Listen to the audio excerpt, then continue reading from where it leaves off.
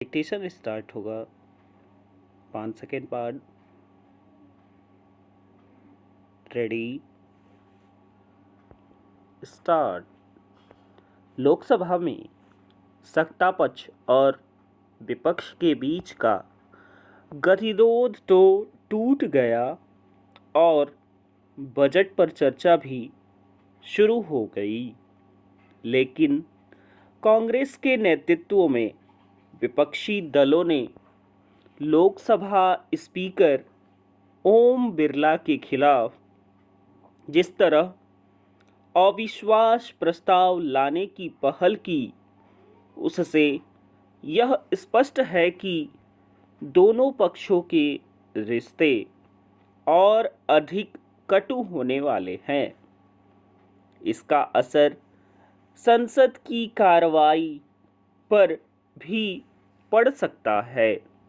फिलहाल कहना कठिन है कि इस अविश्वास प्रस्ताव का क्या हश्र होगा, लेकिन इसकी अनदेखी नहीं की जा सकती कि कुछ समय पहले विपक्ष ने राज्यसभा के तत्कालीन सभापति जगदीप धनखड़ के खिलाफ भी अविश्वास प्रस्ताव लाने की पहल की थी। आसार यही है कि जैसे वह अविश्वास प्रस्ताव कहीं नहीं पहुंच सका था, उसी तरह इस अविश्वास प्रस्ताव का भी कोई भविष्य नहीं। लोकसभा स्पीकर के खिलाफ अविश्वास प्रस्ताव इसलिए लाया जा रहा है कि उन्होंने राहुल गांधी को सदन में बोलने का अवसर नहीं दिया।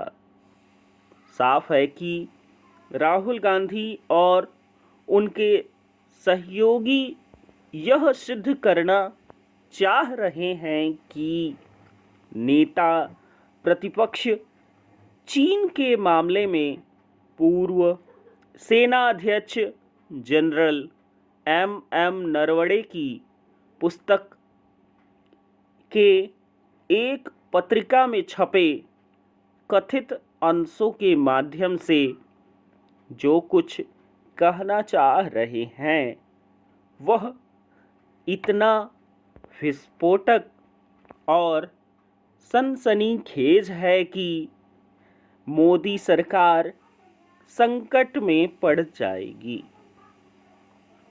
एक तरह का दीवा स्वप्न ही है, क्योंकि सब जानते हैं कि पिछले 6 वर्षों में राहुल गांधी के ऐसे बयानों का कई असर नहीं हुआ। सच तो यह है कि उनके वे बयान भी असरहीन रहे जिन्हें उन्होंने एटम बम वगैरह की संज्ञा दी थी। Paragraph change. चीन के मामले में राहुल गांधी एक तरह से गड़े मुर्दे उखाड़ने का काम कर रहे हैं। वे 2020 में गलवान में भारतीय और चीनी सैनिकों के बीच की झड़प के बाद की घटना पर जनरल नरवणे की जिस पुस्तक के बहाने यह बताना चाहते हैं कि प्रधानमंत्री चीनी सेना की आक्रामकता से डर गए थे, वह अब तक अप्रकाशित है। इसे प्रकाशन ने भी स्पष्ट कर दिया है और खुद जनरल नरवणे ने भी। आखिर ऐसे में राहुल गांधी उनकी कौन सी पुस्तक दिखाते फिर रहे हैं? वे अपने पक्ष को कमज़ोर ही नहीं कर रहे हैं, बल्कि यह भी रेखांकित कर रहे हैं कि एक पुराने मामले को बेवजह तूल दे रहे हैं। राहुल गांधी कुछ भी कहने की कोशिश करें, यह किसी से छिपा नहीं कि खुद जनरल नरवणे कई बार यह कह चुके हैं कि भारतीय सेना ने चीनी सेना को सबक सिखाया था। यह भी सब जानते हैं कि भारतीय सेना की मुंहतोड़ जवाबी कार्रवाई के कारण ही चीन वार्ता की मेज पर आया था और सीमा पर कई क्षेत्रों में यथास्थिति कायम हुई। यह साफ है कि राहुल गांधी को इससे कोई मतलब नहीं।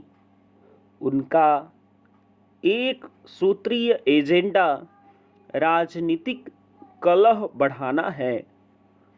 लोकसभा स्पीकर के खिलाफ अविश्वास प्रस्ताव इसी का परिचायक है। विराम।